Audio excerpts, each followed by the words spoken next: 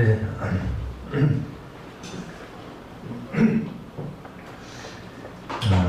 추석 주간이다 보니까 마음도 많이 좀 분산되고 설레기도 하는데, 우리 이 현실을 보면 많은 분들이 참 한숨이 더 많이 드는 것 같아서 많이 안타깝습니다. 나라를 위해서도 기도해 주시기 바랍니다. 그럼에도 불구하고 우리 또 우리에게 주신 우리나라의 명절 우리가 감사함으로 보내야 될 것입니다. 한 번 더 인사합시다. 해피 추석 한번, 해피 추석 되십시오. 해피 추석 한번 인사합시다. 시작. 해피 추석.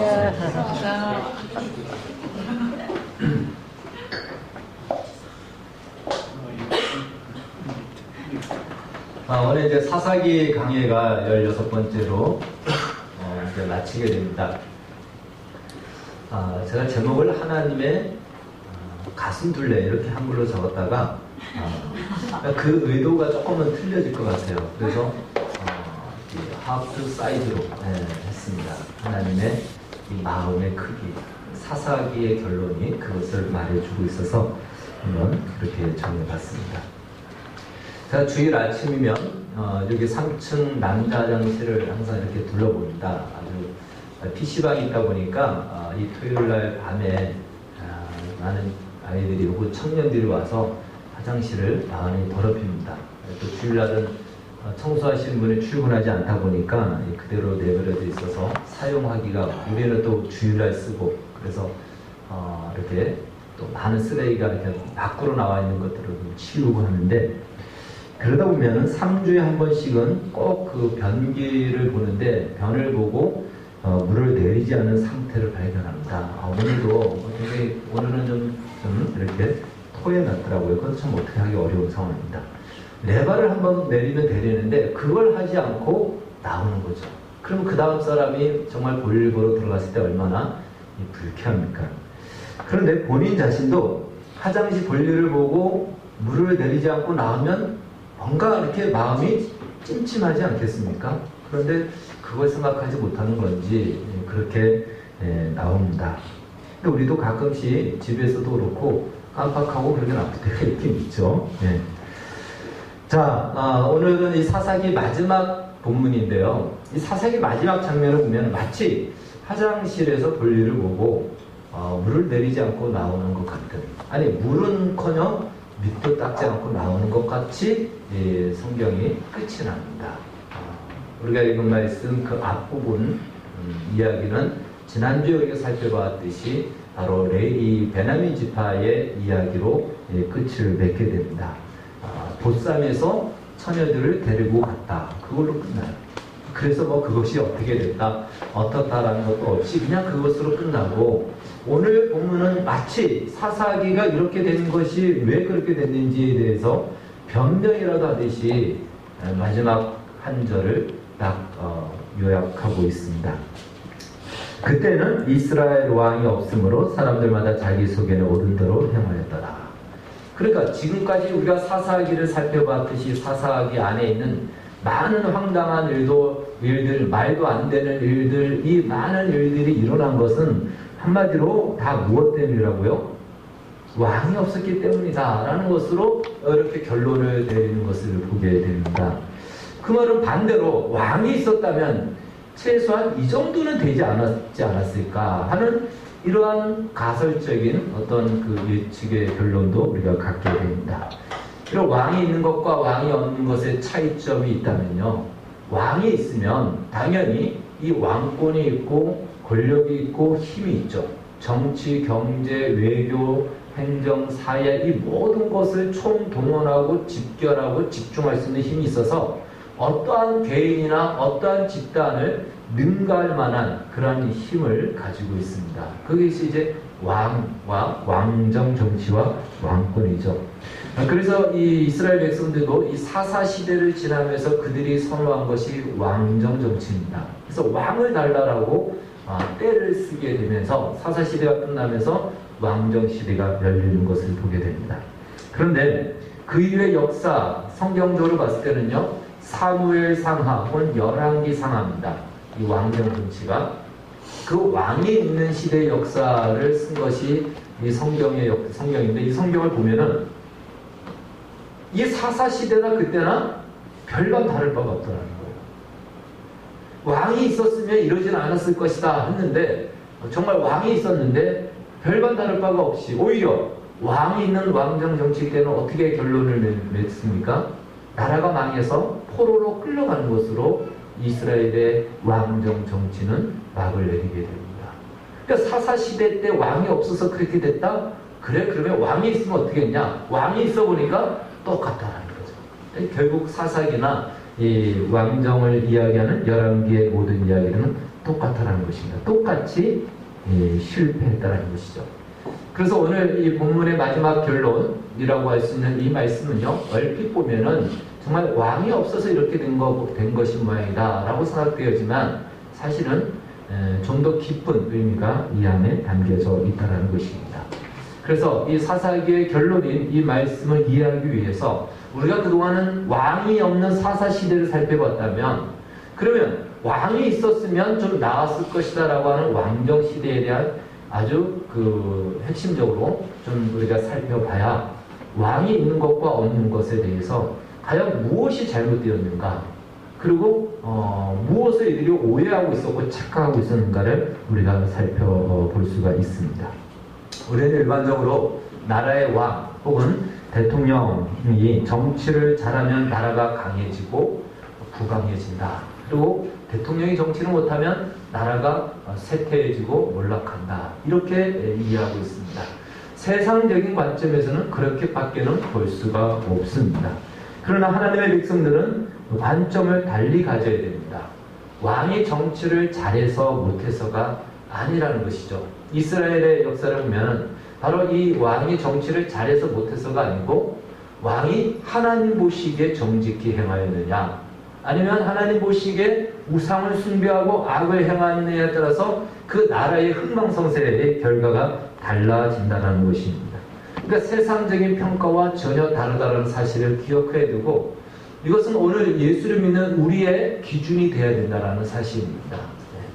물론 믿는 사람이 대통령이 되어야 된다, 그 이야기는 아닙니다. 믿는 사람이 돼서 잘하면 좋지만 우리나라가 경험했듯이 믿는 사람이 대통령이 되었지만 그렇게 나라가 바뀌어지지는 않습니다. 그래서 믿는 사람이 대통령이 되는 것도 좋겠지만 그것보다도 예수를 믿는 이 나라의 백성들이 어떠한 관점과 기준을 가지고 살아가느냐가 결국 이 나라의 희망성쇠를 좌우하게 될 것입니다.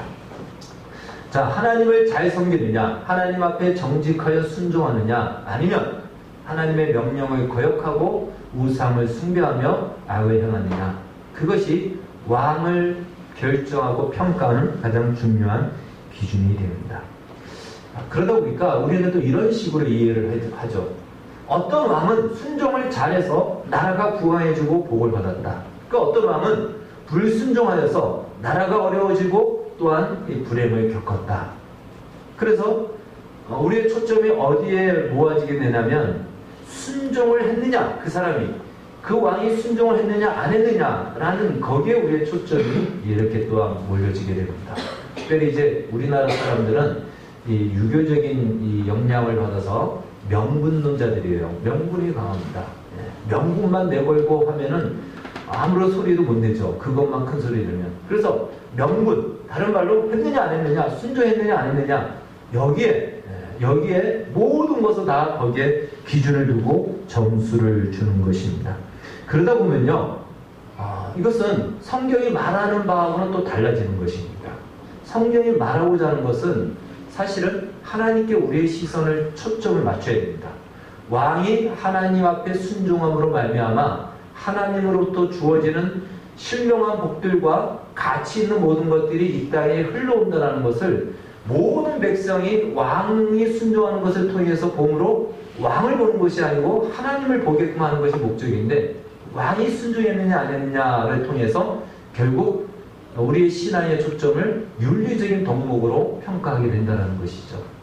그래서 이것도 역시 우리의 시선을 잘못 가져가게 되는 것입니다.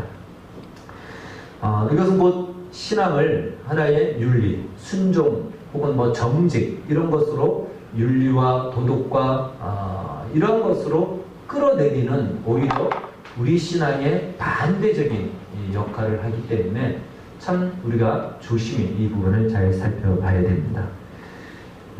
이 동서고금을 막론하고 왕하면 절대 권력을 가지고 있죠. 과거에는 왕이 곧 나라요, 왕이 곧 법이요, 나라의 백성은 국민이 아니고 왕의 백성이었습니다. 그러니까 왕은 대단한 권력과 힘을 가지고 있었습니다. 그런데 성경적으로 보면 이스라엘의 왕은 그러한 존재가 아닙니다. 그것은 오늘 우리가 가져야 될 또한 시각이기도 합니다.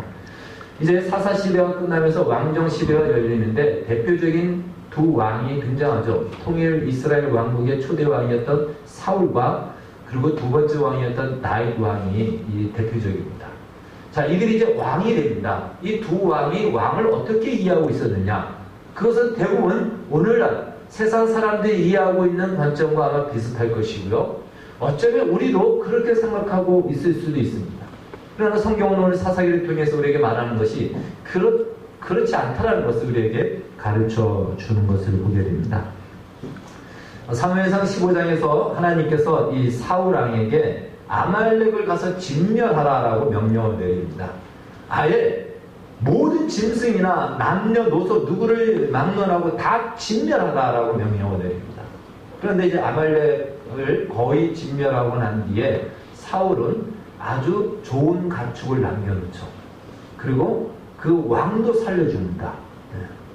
그래서 사무엘이 와가지고 이 울음소리가 무슨 울음소리냐 물어보니까 하나님 앞에 제사를 드리려고 남겨놓은 아주 좋은 가축 소다라고 얘기합니다.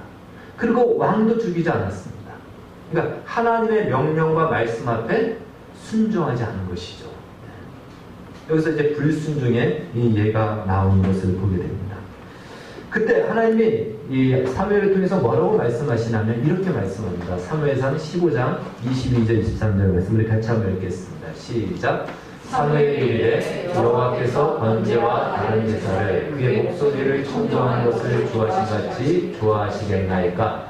순정이 제사보다 낫고 듣는 것이 순양의 기름보다 나오니 이는 거역하는 것은 점치는 죄와 같고 완고한 것은 사신 우상에게 절하는 죄와 같으니라. 왕이 여호와의 말씀을 버렸으므로 여호와께서도 왕을 버려 왕이 되지 못하게 하셨나이다 하니.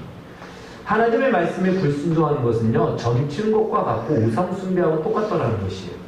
아니 불순종과 우상 숭배하고 무슨 상관이 있습니까? 그런데 이코를 시킵니다. 굉장히 심한 말씀을 지금 말씀하고 있죠. 여기서 우리는 그만큼 순종이 중요한가, 순종에 대해서 우리는 다시 한번 생각을 해야 됩니다. 순종의 가치가 무엇인가? 기독교 신앙에서 가장 정말 아름답다라고 하는 그 신앙적 가치 두 가지를 꼽으라면요, 어떤 사람은 겸손이라고 얘기도 하는데 겸손은 사실은 순종에 포함되어 있습니다. 사랑과 순종이다, 저는 이렇게 말을 할 수 있습니다. 사랑은 우리가 잘 알고 있죠. 사랑이 왜 가치 있고 사랑이 왜 중요합니까?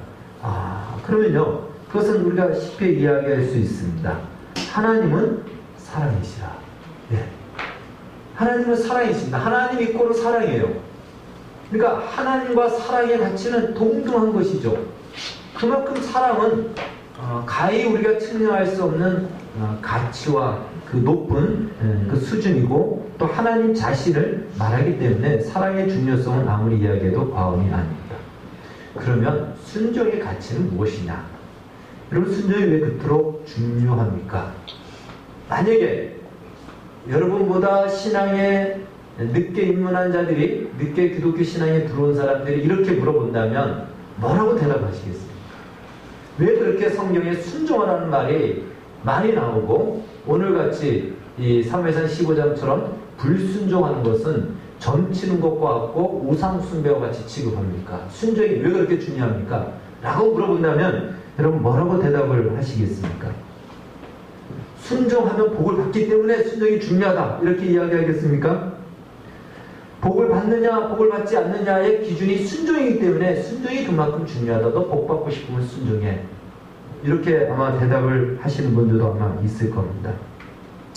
그동안 우리는 순종에 대해서 그 중요하다는 건 알았지만 순종의 가치에 대해서는 별로 생각하지 않았던 것 같습니다. 그래서 이 정도 수준, 순종하면 복을 받고 순종하지 않으면 복을 받지 못하니까 순종함으로 복을 받기 위해서 순종이 된다. 이렇게 생각을 합니다. 이것 외에 순종하는 이유가 있을까요? 우리 좋은 교회 성도들은 수준이 높기 때문에 아마 다 알고 있을 겁니다. 그동안 제가 전하는 말씀을 들었으면 굉장히 수준이 높아졌거든요. 그래서 다 아마 알고 있을 겁니다. 근데 이제 여러분들 얼굴을 보니까 다 알고 있는데 말로는 설명 못하겠습니다. 그런 것 같아요. 그래서 제가 말씀을 좀 드리겠습니다. 하나님께서 사울에게 순종을 요구하고 이스라엘 백성들에게 순종을 요구하고 오늘 우리에게도 순종을 요구하는 것은요, 내 말 잘 들으면 내 편이고 내 말 안 들으면 내 편 아니다. 내 편인 것을 내가 확인하기 위해서 순종을 시험하겠다. 이런 의미로 순종하라고 한 것이 아닙니다. 내 말 잘 들으면 내 편이니까 내가 복을 주겠다. 이런 의미가 아니라는 것이에요. 이 정도의 신이라면 그리스 로마 신화에 나오는 신하고 다를 바가 없습니다. 하나님이 우리에게 순종하라고 요구하는 것은요, 다른 말로 우리가 순종한다는 것은 순종하는 사람이 궁극적인 가치를 만드는 존재가 아니라는 것에 대한 고백이고 확증인 것입니다. 즉 순종하는 우리가 순종을 명령하는 그분만이 궁극적인 가치를 만드시는 분이고 그분만이 절대적인 권위자라는 것을, 그것을 우리의 순종을 통해서 고백하고 또한 확인하고 우리는 그 자리로 들어가는 것입니다. 그래서 순종을 요구하는 것입니다. 다른 말로 이 왕이 순종하는 것과 그리고 오늘날 우리가 순종하는 것도 마찬가지죠. 자, 이 궁극적인 가치라는 것을 우리가 좀 쉬운 말로 이야기한다면 오늘날 우리가 이야기하는 먹고 마시고 살아가야 될 모든 삶에 필요한 공급원들 뿐만 아니라 우리의 관계 속에서 살아가는 화평한 관계, 그리고 행복이라고 말하는 것, 복된 나라, 복된 가정, 이런 뭐 좋은 것들이라고 하는 것들을 다 동원했을 때 그것을 우리가 만들어낼 수 없다는 것이에요. 그것을 우리가 만드는 것이 아니고 그것은 하나님만이 만드실 수 있습니다. 순종하는 사람은, 왕은 그 하나님만이 만드신 그것을 받아서 흘러보내고 나누는 자리에 있습니다. 왕은 그 통로 역할이요 그 수단에 불과하다는 것을, 그것이 바로 순종의 가치인 것입니다. 오늘 우리에게도 마찬가지죠. 우리가 순종하는 것은 우리가 복을 받기 위해서가 아니고 당연히 복을 받지만 그 복의 차원을 넘어서 하나님만이 이 세상에 진정한 평화를 주실 수 있고 화평을 주시고 행복을 주시고 만족을 주실 수 있는 분입니다. 그것이 우리의 순종을 통해서 고백하는 것이고 실제로 하나님은 우리를 통해서 그것을 세상 가운데 흘러보내심으로, 그것이 바로 복음 안에 담겨져 있고 이 복음을 만나는 자들마다 오늘 우리가 영상에 보았듯이 그러한 변화들을 가질 수가 있는 것입니다. 이것이 순종의 가치라는 것입니다. 따라서 순종은요, 내가 어느 자리에 있는지를 정확하게 고백하고 인정하는 것입니다. 반대로 순종하지 않는다는 것은 내 마음대로 하겠다는 것이에요. 내 생각대로 하겠다는 것이고 그 말은요, 내가 그 가치를 만들어낼 수 있다는 것이에요. 이것이야말로 정말 굉장한 교만이고 만용이죠. 우리 인간은 결코 그러한 가치를 만들어내지 못합니다. 사울이 착각한 것이 바로 그것이에요. 가는 곳마다 승리를 합니다. 가는 곳마다 이깁니다. 그러니까 승리와 그 영광과 그 차치하고 전리품이 얼마나 많습니까? 부자가 되는 거죠. 그 모든 것들이 자기가 만들어내는 줄 알았던 거죠. 하나님이 승리를 주심에도 불구하고 그걸 자기가 만들어내는 줄 착각한 것이죠. 그것이 오늘의 많은 사람들의 또한 이해이기도 합니다. 따라서 이스라엘에게 있어서 왕의 가장 1차적인 역할은요, 하나님 앞에 순종하느냐 순종하지 않느냐, 이것이 왕의 가장 첫 번째 직분이고 임무입니다. 그 왕이 도덕적으로 깨끗하냐 혹은 그 왕이 정치를 잘하느냐, 이것은 다 두 번째입니다. 다 2차적입니다. 그래서 우리는 성경을 보면은 이 왕이 그렇게 악을 행했음에도 불구하고 하나님 앞에 회개하고 순종할 때 하나님은 마치 다 없는 것처럼 여겨지고, 그리고 그 잘못된 것을 가지고 하나님이 막 지적하고 그러지 않는 것을 우리는 볼 수가 있습니다. 오늘날도 마찬가지입니다. 우리나라 정치를 바라볼 때도 저 사람이 정치를 잘할 것 같아서 정치인으로 뽑죠. 세상 사람들은 다 그래요. 근데 크리스찬들은요, 그것은 두 번째입니다. 저 사람이 하나님의 말씀과 반대되는 것을 주장한다면 우리는 그 사람이 어느 당이든지 상관없이 그 사람을 뽑아서는 안 되는 겁니다. 네, 그것이 우리의 기준이어야 됩니다. 여기서는 보수든 진보든 상관없습니다. 하나님의 창조의 질서를 벗어나고 거스르는 것을 자기의 정치 공약으로 내보는 사람을 어떻게 우리가 뽑을 수 있습니까? 그거는 우리의 실수죠. 그리고 그 실수는 우리가 결국은 대가를 받게 되는 이러한 결과까지 오게 될 것입니다. 그래서 이스라엘에게 있어서 그리고 오늘날 우리에게 있어서도 마찬가지로 우리의 기준은 하나님 앞에 먼저 우선하여 순종하는 이것이 우선이라는 것이죠. 이것은 다른 말로 하나님 나는 나의 인생을 행복하게 만들 수 있는 것을 내가 만들어낼 수 없습니다. 그 아름다운 가치를 내가 만들어낼 수 없습니다. 라는 그 고백인 것입니다. 왕이 만약에 그것을 하지 않으면 하나님으로부터 왕을 통해서 흘러가야 될 것들이 다 막혀버리죠. 차단되죠. 동맥평화가 이루어집니다. 그래서 나라는 엉망진창이 되고 망해갈 수밖에 없는 것입니다. 구약시대에 기름 부음을 받은 세 직분이 있었습니다. 왕, 선지자, 제사장. 이 세 직분 다 마찬가지입니다. 그들이 자신의 철학과 자신의 기준을 가지고 내세울 것이 아니고 이스라엘 백성들과 하나님과의 이 관계가 막히지 않도록 그 역할을 해주는 이것이 바로 이들의 사명이었고 또한 그것이 직분이었습니다. 자, 그래서 우리가 왜 순종해야 되는지를 이제 우리는 좀 바르게 알게 되었습니다. 여러분, 앞으로 우리가 순종하면 복을 받는다는 말은 맞는 말입니다. 그러나 그 맞는 말에 더 깊은 가치와 더 깊은 의미를 우리는 이해해야 된다는 것입니다.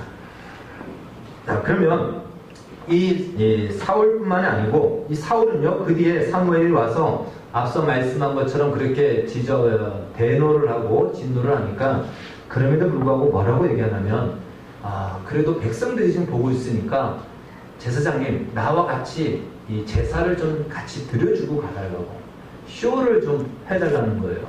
사람들이 보고 있으니까. 그래야 내가 하나님의 사람인 것처럼 사람들이 볼 거 아닙니까? 그러면서 사무엘이 그냥 가는 그 사무엘의 옷자락을 잡아서 찢어질 정도로 잡아당긴 겁니다. 그러니까 여기서 드러난 것이죠. 사울의 그 마음의 의도는요, 그가 두려워했던 것은 백성들이었고 정치 생명이었습니다. 여러분, 민심이 천심입니까? 크리스찬들은 이런 생각을 가지면은 그것이 우선이 되면 위험합니다. 민심이 천심이 아니에요. 하나님의 마음이 우선입니다. 하나님의 뜻이 우선이에요. 사울이 두려워한 것은 하나님이 아니에요. 하나님으로부터 주어지는 그 모든 것들을 다 무시하고 자기가 만들어내는 줄 착각했던 것을 우리가 보게 됩니다. 여러분, 시골에 전기가 보급되지 않았을 때 저도 아직 그렇게 나이가 많지 않지만 제가 살던 지역이 워낙 과거에는 시골이라서 전기 없이 살았습니다. 초등학교 2학년까지. 아마 또 그렇지 못한 분들도 있을 겁니다. 제가 옛날에 저기 군생활을 할 때 덕수에서 있을 때 이제 어떤 하숙을 했는데 그 할머니가 그 당시 88세였어요. 굉장히 나이가 많았습니다. 근데 그 할머니는 태어날 때부터 전기가 있었다는 거예요. 어린 20대 저는 태어났을 때부터 전기가 없었고 어떻게 됐냐 알아보니까 그 할머니 아버님이 우리나라 조선 말기에 그 궁중에서 제약을 만드는 약재 회사였답니다. 그래서 궁궐 근처에서 살았다는 거예요. 그러니까 그때 서울의 궁궐은 전기가 있었던 겁니다. 그래서 태어났을 때 전기가 있었다 하더라고요. 그래서 참 이건 어떻게 격세지감이라고 표현을 해야 될지 그때 난감했는데 전기가 없던 시절 서울에는 전기가 있었죠. 그래서 어떤 시골 양반이 서울에 와서 보니까 밤이 됐는데도 환한 것이죠. 너무너무 신기한 거죠. 그 전국 불에서 전등에서 막 불이 환하게 비치니까 이 촛불하고는 뭐 비교할 수 없는 겁니다. 야, 그 참 신기하네. 하고는 이제 시골 내려갈 때쯤 몰래 그 전구를 싹 빼가지고 가져온 거예요. 그래서 이제 시골에 사람들을 다 모았죠. 사람들이 서울 가서 뭘 보고 왔냐? 와라, 내가 신기한 걸 보여주겠다. 하고는 사람들을 다 모였죠. 그리고 다 모였는데 이야기를 안 하는 겁니다. 그러고는 이제 전구를 천장에 딱 붙여놓고는 아무 말도 안 하는 거예요. 이 사람 생각에는 말이 필요 없다. 보여주면 된다. 하고는 저녁 때까지 기다리라고 하는 겁니다. 사람들이 답답하지만 기다렸습니다. 땅거미가 지고 어두워지는데 지금 뭘 기다리냐? 조금만 더 기다려보려고. 완전히 어두워져야지 불이 들어오나? 이제 이렇게 생각하고는 기다린 거죠. 근데 완전히 어두워졌습니다. 그래도 여전히 깜깜한 거예요. 그 등을 아무리 만지고 때리고 그래도 불이 안 들어오는 겁니다. 사람들이 이 사람을 불러놓고 뭐하냐고 하면서 욕을 하며 돌아갔다는 그런 이야기가 있습니다. 이 시골 사람이 착각한 것이 무엇이죠? 전구에서 불이 나온다. 그래서 그가 보기에는 전구에서 불이 나오지만 전구가 불을 만들어내지 못합니다. 전기가 공급돼야지만이 불이 온다는 것을 착각한 것이죠. 사울이 착각한 것이 바로 그것입니다. 하나님이 허락하시고 하나님이 공급하셔야지만이 거기서 승리도 있고 영광도 있고 기쁨도 있는데 그걸 착각한 것입니다. 다른 말로 모든 선하고 아름답고 가치 있는 것들이 하나님으로부터 나온다는 사실입니다. 그런데 이 부분에 대해서는요, 다윗도 실수를 합니다. 그럼 다윗이 이제 왕이 되어가지고 왕권이 안정이 됐습니다. 그리고 왕궁에서 이제는 안정되게 태평성대를 누리는데 생각해보니까 나는 이렇게 백향목이라는 그 좋은 나무 궁궐에서 사는데 하나님의 법궤는 천막 속에 있거든요. 그러니까 그 마음이 안 좋은 거죠. 그래서 내가 하나님을 위하여 하나님의 집을 만들어줘야 되겠다. 성전을 만들어야 되겠다. 이런 마음을 갖습니다. 그때 하나님께서 선지자 이제 나단을 보내서 이 마음을 가진 다윗에게 이야기를 합니다. 그게 이제 사무엘하 7장에 나오는 다윗 언약에 대한 이야기입니다. 그런데 우리는 그 성경을 보면요, 이 나단 선지자가 이야기하는 것이 칭찬인지 약간 좀 책망인지 약간 애매하게 이야기를 합니다. 성경을 자세히 보면은 근데 그것은 사실은 책망입니다. 책망이에요. 쉽게 말하면 이런 이야기를 하는 것이죠. 만약에 그러한 모습을 인간적으로 볼 때는 얼마나 갸륵하고 기특합니까? 여러분이 만약에 하나님이라면 다윗이 그런 마음을 가졌다면 다윗에게 어떻게 해주고 싶습니까? 업어 다니고 싶어 하지 않겠습니까? 그런 마음을 가질 수 있죠. 그런데 하나님이 선지자를 보내서 이렇게 말씀합니다. 다윗, 내 마음속에 나를 위해 성전을 지어주고자 하는데 아사라, 이렇게 얘기하시는 거예요. 성경을 자세히 보면은 그렇게 얘기합니다. 아사라, 네가 나를 위해 어떻게 성전을 지을 수 있겠느냐? 너의 마음은 알겠지만 하나님은 손으로 짓는 그 집에 거하지 않는다. 어떻게 하나님을 집을 지어서 그 안에 모실 수 있겠느냐? 그 얘기를 합니다. 네가 나의 집을 짓는 것이 아니라 내가 너의 집을 지어줄 것이다. 너의 후손 중에 잘못해서 고생은 하겠지만 왕자의 자리가 끊어지지는 않을 것이다. 내가 영원토록 너의 가문을 지켜줄 것이다. 라는 이 약속과 함께 다윗에게 놀라운 약속을 허락하십니다. 그것이 이제 다윗 언약 사무엘하 7장 9절 말씀 한번 읽겠습니다. 그래서 이런 말씀하시죠. 시작. 내가 가는 모든 곳에서 내가 너와 함께 있어 내 모든 원수를 내 앞에서 멸할진즉 땅에서 위대한 자들의 이름같이 내 이름을 위대하게 만들어 주리라. 이런 놀라운 약속을 줍니다. 그래서 우리는 다윗이 이렇게 성전을 지으려고 하는 마음을 가졌기 때문에 하나님이 저는 약속을 주신 것인가? 저는 축복의 보상을 주신 것인가? 이렇게 이해할 수 있는데요. 그렇지 않습니다. 다윗이 이런 마음을 가졌기 때문에 그런 것이 아니고요. 하나님의 말씀은 무엇이냐면 내가 이미 네가 목동일 때부터 너를 선택했다. 그때 너를 선택해서 너를 선택하여 너를 통하여 내가 할 일을 끝까지 이룰 것이고 포기하지 않을 것이다. 너의 후손을 내가 끝까지 지켜줄 것이고 네가 어떠한 일을 하든지 너의 가문은 끊어지지 않을 것이다. 이 약속을 여기서 다시 한번 확인하시는 겁니다. 그러니까 다윗이 하나님을 위해서 무엇을 해주겠다라고 해서 하나님이 주신 것이 아니고 하나님이 이미 가지고 있는 약속을 다윗에게 이 기회를 통해서 말씀하시는 거죠. 그러니까 하나님의 말씀을 무슨 의도냐면 이것이죠. 다윗아, 네가 성전을 지어서 나를 영화롭게 하려고 하는 것은 알지만 그러나 인간이 하나님을 위하여 그리고 하나님께서 인정하시는 가치를 인간은 만들어낼 수 없다라는 것을 말씀하십니다. 나중에 보면요, 이 성전이 다윗이 이런 좋은 의도로 성전을 만들었지만 나중에 성전이 뭐가 되죠? 성전 자체가 우상이 되어버립니다. 이스라엘 백성들이. 그래서 멸망을 하게 되죠. 성전 자체가 우상이 되어버렸어요. 그래서 하나님이 이 성전을 내가 허물어버리겠다라고 말씀하시죠. 그러니까 인간이 만드는 것은 아무리 좋은 의도라도 그것이 지켜지지도 않고 반드시 변질이 되고 왜곡이 될 수밖에 없습니다. 오히려 하나님께서 그 가치를 만들고 그것을 지켜가시는 그 약속을 하나님이 주시겠다는 것이죠. 그래서 다윗의 이 정성은 그러면 아무것도 아니냐? 그렇지는 않죠. 하나님께서 다윗의 그 마음은 아시지만 그것 때문에 하나님이 복을 주셨다. 그것은 아니라는 것입니다. 그리고 하나님의 약속이 어떻게 이루어지냐면 이제 이 후손들 중에 다윗의 후손들 중에 왕들 중에 불순종하고 악을 행하고 그래서 침략을 당하고 포로로 끌려가고 어떤 경우에는 눈이 뽑혀서 포로로 끌려가고 이러한 일들이 있었지만 그 왕조는 끊어지지 않아요. 어디서 우리가 확인할 수 있냐면 하나님이 우리 인간에게 주시고자 하는 최고의 복 중의 복, 하나님이 약속한 모든 약속의 절정은 예수 그리스도입니다.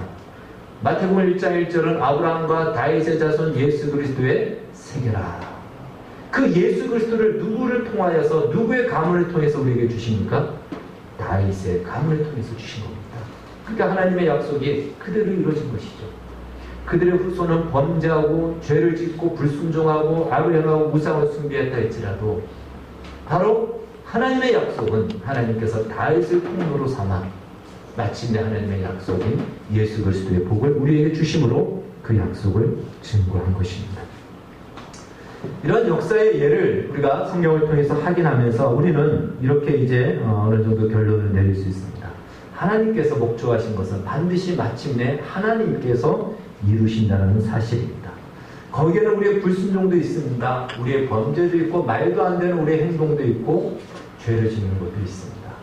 그러나 그럼에도 불구하고 그러한 우리의 불순종과 범죄함과 못난 그 우리의 모습에도 불구하고 하나님은 그것을 자신의 가슴에 집어넣으셔서 마침내 그것을 변화시켜 놀라운 영광의 자리로 은총의 자리로 승리의 자리로 끄집어내시는 하나님의 그 가슴 사이즈, 하나님의 이 하트 사이즈는 우리가 정말 생각할 수 없는 그러한 자리까지도 품고 담아낼 수 있는 그 하나님의 크기를 우리가 보게 되는 것이죠.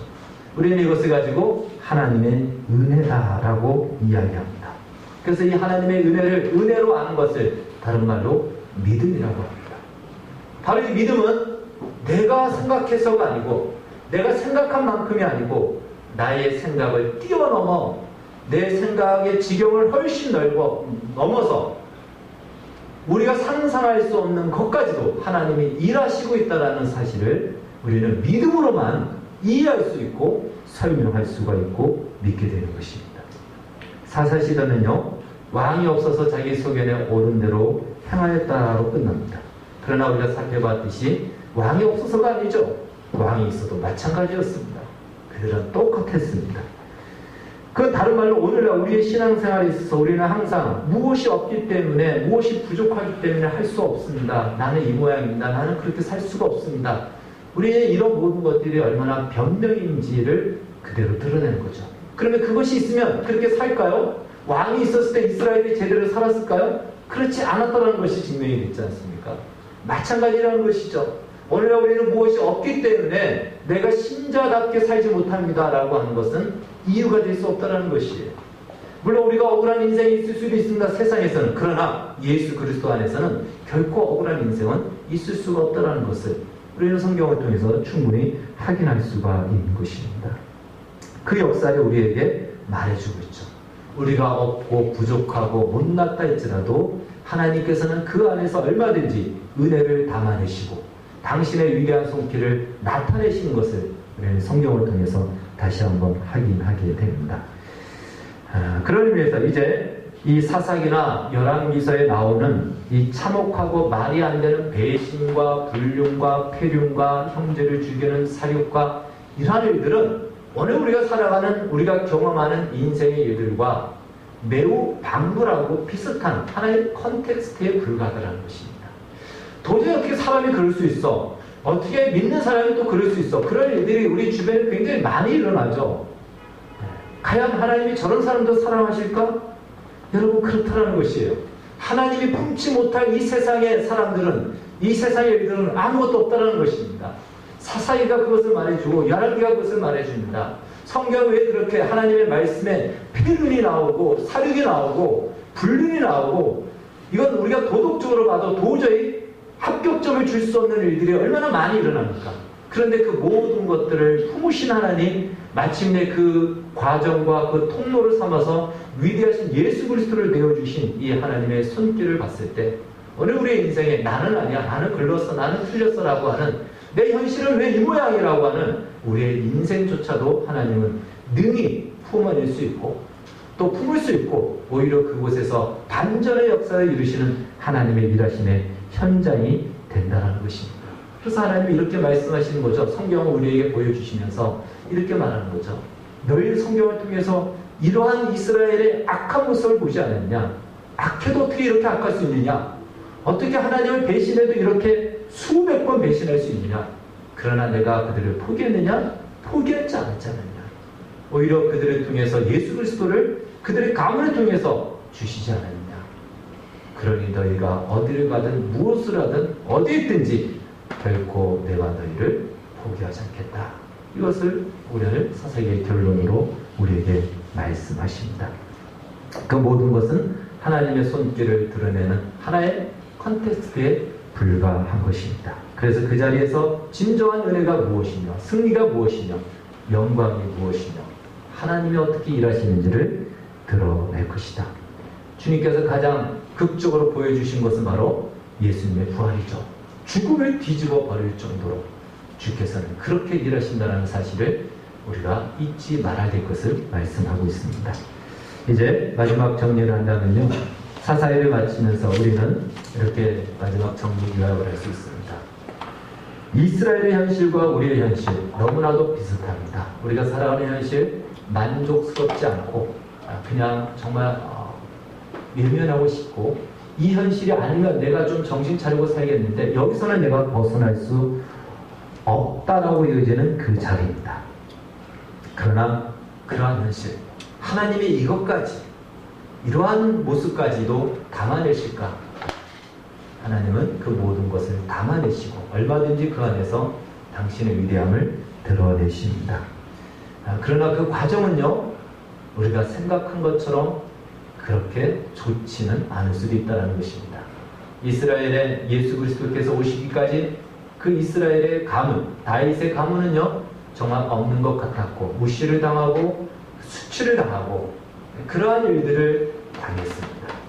그러나 그 현실이 끝이 아니었다는 사실을 예수님의 오심으로 확인했듯이 우리의 현실도 마찬가지로 내가 원했던 모습으로가 아닌 끝이다, 절망이다, 포기다라고 할 만한 현실도 계속해서 반복된다 할지라도 하나님은 그 안에서 일하시고 있다는 사실, 하나님의 계획은 변함이 없고 마침내 그 영광의 자리로 우리를 이끌어간다는 이 사실, 그렇기 때문에 억울하지만 예수 안에서는 한 명도 억울한 사람이 없다라는 것을 우리는 기억해야 됩니다.